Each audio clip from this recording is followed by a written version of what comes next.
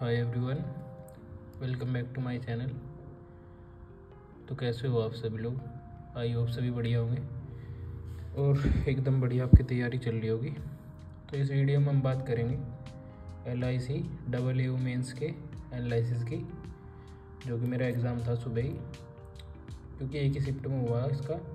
तो मैं अभी घर पहुंचा हूँ, क्वेश्चन मैंने लिख लिया है। तो मैं आपको बताता हूँ कि कैसा मेरा एग्ज़ाम रहा और किस किस टाइप के क्वेश्चन आए थे, जिससे आप देख सको। सबसे पहले हम बात करें रीजनिंग की। तो रीजनिंग में आई थी 3 से 4 पजल। सबसे पहले हम बात करें, एक पजल थी डेजिग्नेशन बेस। उसमें डेजिग्नेशन बेस में 8% बैठे थे। सबसे वो जूनियर टू सीनियर करना था, जैसे क्लर्क, PO, DGM, AGM, ये सब था। और इसी वजह से मैंने इसमें थोड़ी सी गलती कर दी, तो इसमें मेरा थोड़ा टाइम वेस्ट हो गया, क्योंकि ये इंक्रीजिंग ऑर्डर में थी, मैंने डिक्रीजिंग में लिख ली जल्दी में। तो इसमें मुझे थोड़ा 6-7 मिनट लग गया, वरना 3-4 मिनट में बन जाती।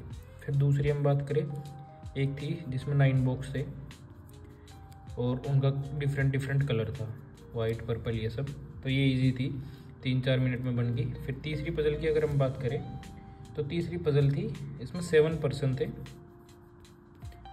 और 7 फ्रूट्स पसंद करते थे वो। तो ये थोड़ी सी डिफ़िकल्ट थी, इसमें 2-3 केस बन गए शायद। तो 3 पॉसिबिलिटीज़ में 6-7 मिनट लगी, ये मेरी बन गई थी। फिर हम बात करें, एक इनपुट आउटपुट था। इनपुट आउटपुट में अगर हम बात करें, इनपुट आउटपुट में ऐसा था कि 10 नंबर दिए हुए थे, जैसे 15, 17 इस करके ओड इवन। तो ओड में तो +2 और इवन में -2। तो ओड इधर लेफ्ट हैंड साइड आ रहे थे सारे, इवन राइट हैंड साइड आ रहे थे। ये बिल्कुल ईजी था, 2-3 मिनट लगेगी मुश्किल से डिकोड करने में। तो फिर उसके बाद हम बात करें, 2 क्वेश्चन शायद इनइक्वालिटी के भी थे और एक कोडिंग डिकोडिंग था।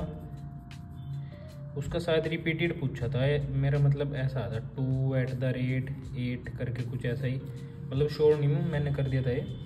उसके बाद एक मीनिंगफुल था, वो मैं नहीं कर पाया लास्ट में, मुझे टाइम नहीं मिला करने का। 3 क्रिटिकल के थे, उसमें से मैंने 2 लगाए, ये सही है बिल्कुल। 2 से 3 डाटा सफिशिएंसी के थे। तो ओवरऑल अगर हम बात करें, तो रीजनिंग में मेरे अटैम्प्ट रहे 28। बस वो गैस वर्क करने की आदत नहीं रही बिल्कुल भी। इसमें मेरी मतलब 1 या 2 क्रिटिकल रीजनिंग ही हो सकती है जो गलत होंगे, वरना मेरे ये सही है। इसमें एक तो मैंने मीनिंगफुल वर्ड नहीं किया और एक क्रिटिकल रीजनिंग नहीं किया, वरना 28 मेरे हो गए थे। अब हम बात करें क्वांट्स की। क्वांट्स का मैं लेवल बोल लूँगा कि थोड़ा अच्छा था। अगर आपने IBPS PO मेंस दिया है कुछ भी, तो उसके हिसाब से भी मतलब अच्छा लेवल था। सबसे पहले हम बात करें फर्स्ट DI में दिया हुआ था कि total red plus blue pen 1800, और फिर उनका ABCD में परसेंटेज डिस्ट्रीब्यूशन दिया हुआ था। फिर दूसरी साइड दिया हुआ था और ब्लू और रेड की रेशो। तो उसमें रेशो मैं आपको बताता हूँ, एग्जैक्ट मेरे याद है 7-9 थी फर्स्ट में, फिर 5 और 3 थी, फिर 3 और 2 थी, और फिर 4 और 3 थी। इस तरीके से रेशो थी। तो इन्होंने इसमें ये बोला था कि C में जो है हमारे D में 630 आए थे। तो इन्होंने बोला था जो D रूरल के है, नहीं सॉरी, ये मैं दूसरा बताने लग गया था, रूरल वाला है। इसमें तो ऐसे दिया हुआ था, इनका टोटल प्रॉफिट दिया हुआ था और इसकी रेशो दी हुई थी। तो ये पेन ऐसे आए थे 35, 45 और ये 25 और 15, ये 60 और 40, ये 40 और 30।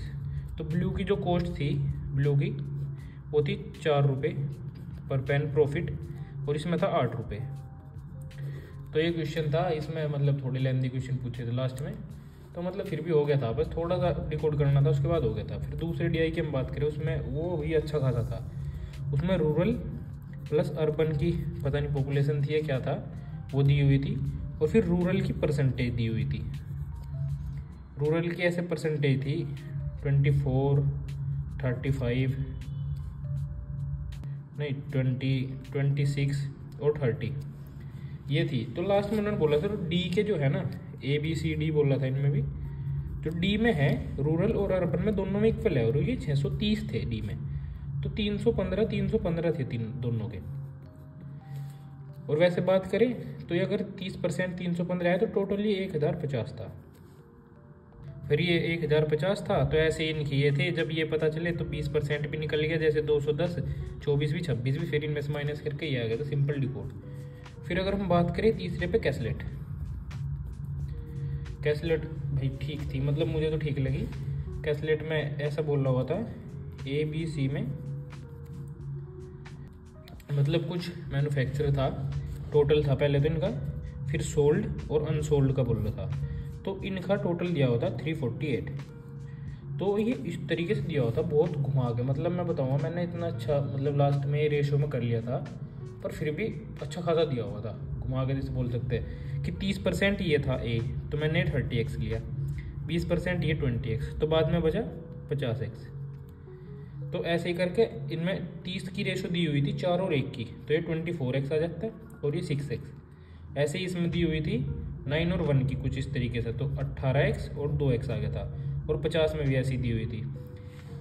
इनमें दोनों में जो A और C के थे ना सोल्ड, उनकी रेशो दी हुई थी 8 और 15 की, तो ये 8 दिया 24, तो ये 45 74, ये 5x। फिर लास्ट में हम सोल्व कर रहे थे, जो x था ना वो हमारा 4 आया था, तो ये तो हो गया था 96, ये 72, और ये हो गया था 180, और इधर ये 24, और ये 8, और ये 20, तो 52 तो हो गया था ये, और 348 ये, तो टोटल थे 400। और एक ये बोल रहा था x जो C है ना, C में कैपिटल X% है, तो कैपिटल X की जो वैल्यू थी वो थी 50%।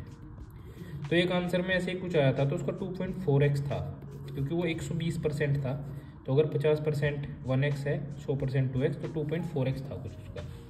तो इस तरीके से थे इस पे क्वेश्चन। फिर हम बात करें लास्ट में, अगर 5 से 6 अप्रोक्सीमेशन आए थे, ये बिल्कुल सिंपल थे पूरे पेपर में सबसे ज़्यादा।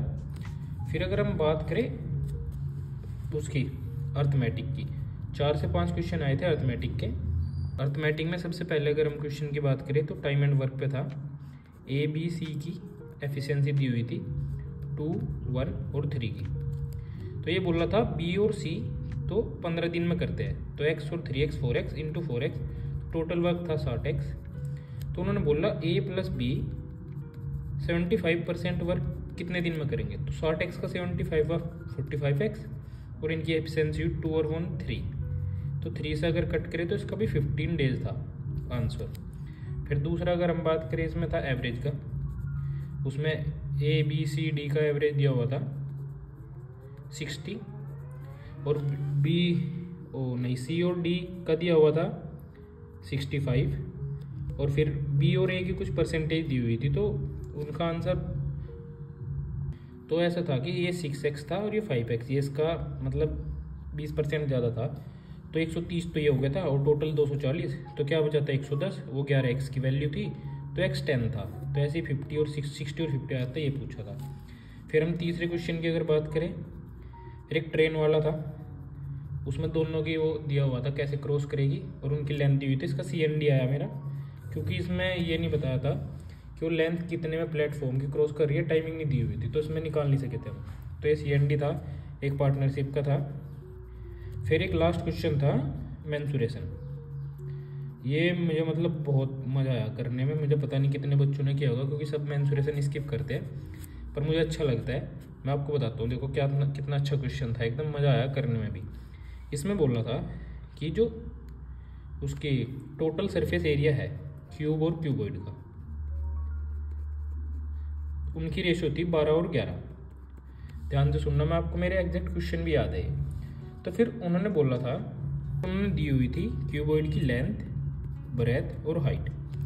ये दी हुई थी जो लेंथ है वो हाइट का 80% है, नहीं हाइट लेंथ का, तो ये 5x और ये 4x, और जो ब्रेथ है वो उसका 2/3 है, तो ये होता है 8/3x, और इन तीनों का टोटल जो दिया हुआ था वो दिया था 1440। मेरे एग्जैक्ट क्वेश्चन भी याद है। तो वहाँ से x की वैल्यू आ गई थी हमारी 3, तो ये हो गया था 15, ये हो गया था 8, और ये हो गया था 12। ठीक है। फिर अगर हम लास्ट में बात करें तो उन्होंने बोला था कि जो फिर अगर हम इनका टोटल सरफेस एरिया निकाल लें तो वो होता 2 × LB BH HL, तो ये आ रहा था 792। तो यहाँ से एक पार्ट की वैल्यू थी, अगर हम उससे निकाल लेंगे तो 72। तो टोटल 12 पार्ट हो गए थे। अगर हम बात करें, मैं अगर कैलकुलेट करूँगी तो 864 हो गए थे 12 पार्ट। तो अगर हम बात करें फिर जो ए आया था वो 12 आया था, तो फिर उसकी वो पूछी थी वॉल्यूम A3, तो इसका आंसर था 1728। तो ये मैथ के क्वेश्चन थे, मेरे एग्जैक्ट याद है। अगर मैं बात करूँ तो जैसे कि आप देख सकते हो कि रीजनिंग में मेरे अटैम्प्ट रहे 28, मैथ में मेरे अटैम्प्ट रहे 29। एक लास्ट में पता नहीं कौन सा था, वो मैंने तुक्का लगाया, वरना 29 मेरे एक्यूरेट सही है। मैंने आपको बताया 3 DI थे ये मैंने किए, अच्छे लेंथी थे, पर मैथ मेरा ठीक है तो मैं कर पाया। 5 से 6 क्वेश्चन इसके थे और 2-3 DS थी, उसका तो मैं क्या बताऊँ कंपैरिजन। एक मेरे याद है, एक का 1620 था और 1600 ये वैल्यू आई थी, और 2 का आंसर था 1 > 2, तो ये थी। तो अगर हम ओवरऑल बात करें तो मैथ मुझे लगा कि लेवल अच्छा था। मतलब IBPS PO भी दिया मैंने मेंस, और उसके हिसाब से काफ़ी अच्छा था। क्लर्क से तो काफ़ी ऊपर, मुझे तो PO के लेवल का ही लगा बिल्कुल मैथ तो। हाँ, रीजनिंग ईजी थी। और अब हम लास्ट में बात करेंगे। लास्ट में अगर हम बात करें करंट अफेयर और इंश्योरेंस सेक्शन की, तो करंट अफेयर में मैं मतलब मेरा पेपर इतना अच्छा गया, पर एक इसी चीज़ का मुझे डाउट है। मैं आपको बताता हूँ कि मैंने कितने सही लगाए इसमें मेरे 12 से 13 तो मेरे एग्जैक्ट याद है जो मेरे सही हो। मुझे डाउट है बस इसमें किसी तरीके से 15 क्वेश्चन हो जाए, वरना और पूरा पेपर मेरा काफ़ी अच्छा गया। देखो मैं जो मतलब मैं करके आया वो अगर मैं आपको बताऊं तो एक क्वेश्चन था ये सही चले की, वो पूछी थी कैपिटल या कुछ ऐसा ही, तो इसका विक्टोरिया था। एक का अंडमान एंड निकोबार था जो मैंने किया, और एक CPI पूछा था, उसका मोस्टफी था कंज्यूमर प्राइस वाले का, और एक एयरपोर्ट पूछा था किंग एयरपोर्ट, उसका सऊदी अरब था, ये मेरा सही है। एक का था एजुकेट गर्ल NGO करके, तो अगर आपने किया होगा तो बताना मुझे, ये मेरा सही है। एक ये सेल्फ कह रहा मैं SDG है जो, ये 4 था। क्वालिटी एजुकेशन के ऊपर पूछा था, ये था एक ये था TDSG लिथियम बैटरी सेंटर, तो इसका गुजरात था। सब कंफ्यूज है हरियाणा और गुजरात में, पर मेरे याद है कि TDJZ है जो, वो तो हरियाणा में अभी नवा खुला है, पर उन्होंने शायद ये पूछा था गुजरात वाला, तो मैं श्योर नहीं हूँ। और एक था बोल्ड कुरुक्षेत्र एक्सरसाइज, अगर हम बात करें तो वो सिंगापुर के साथ थी इंडिया की, ये मेरा सही है। एक सेंट मैरी आइलैंड था, वो कर्नाटक में है, ये मेरा सही है। और एक था बिमस्टेक का पार्टनर कौन नहीं है, तो इसका चाइना था।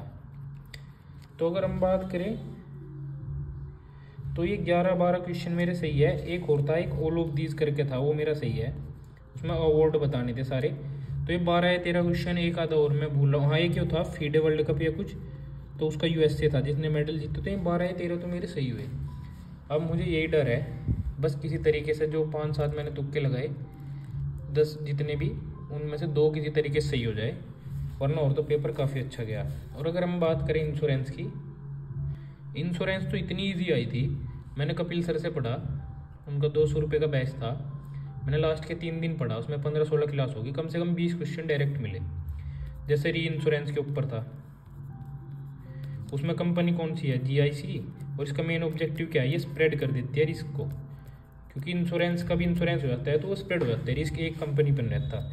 एक इंडेमनिटी पूछा था कि ऐसा कौन सा प्रिंसिपल है जो प्रॉफिट नहीं होता, मतलब जहाँ से कितना तुम्हें लॉस हुआ वहीं उतना ही कंपनसेट करेगा तुम्हारे साथ, कि अगर 10 रुपये का हुआ तो तुम्हें उस सिचुएशन पे ला के खड़ा कर देगा, तो वो कौन था, इंडेमनिटी।